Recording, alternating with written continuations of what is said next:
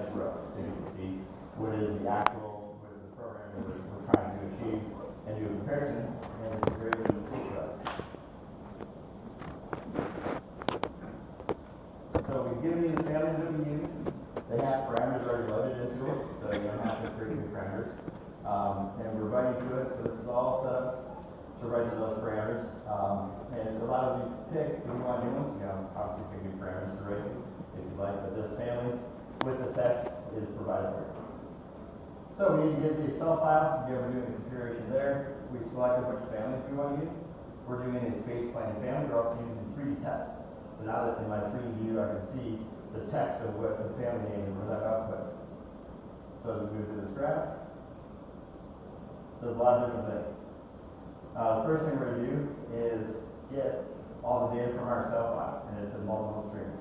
Okay, we have the name of the space, we have the existing size, we have the new size we're planning to, and then information about those, what department they're part of, what sub-department, what the functionality of that space is.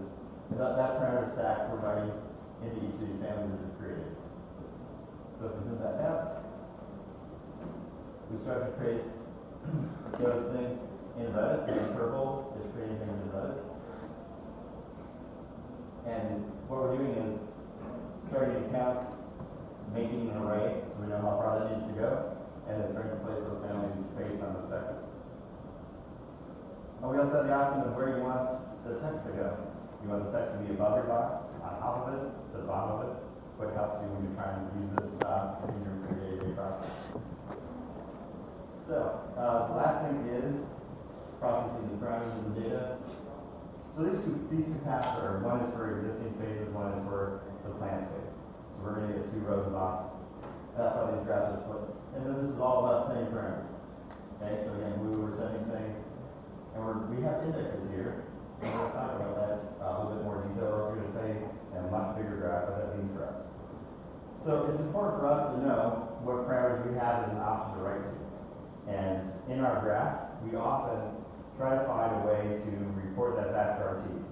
And so we have watch lists that capture all the parameters that are available to us and then use an index number to pick which parameter we use. So you don't have to know names, you don't have to know where they're located, how they're applied. With the objects that we're using, you can just pick the number. So this will give us a list. I tell it I want parameter number 47, and it writes to that parameter within Revit. So, our good stack of parameters, these are all moving that data then into the new families.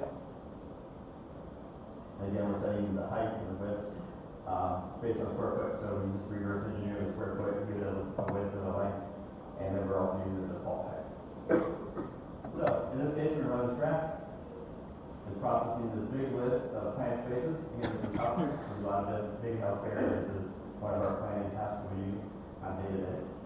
Here's a list of parameters I'm reading out for you. You just pick the number, whatever you want to write the data to. Makes it simple, right? And I only need one list, and I figured that all these get item indexed, so now I can pick 100 different parameters from my one watch list, right? Because they're all indexed with a certain word.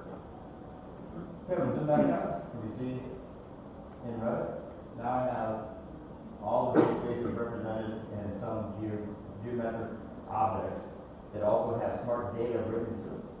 So like we did with the span to depth, we can understand by visual cue what color coding we're using. We can apply filters and color codes to this data and start coloring by departments or coloring by the function or space or whether they're in or out of a certain value. Okay, and there's the 3D text. So we can see this in the 3D view. Our patient care, that's one of the departments that we have. We write that into a 3D text family, report it back on the screen, copy it into the family. Okay.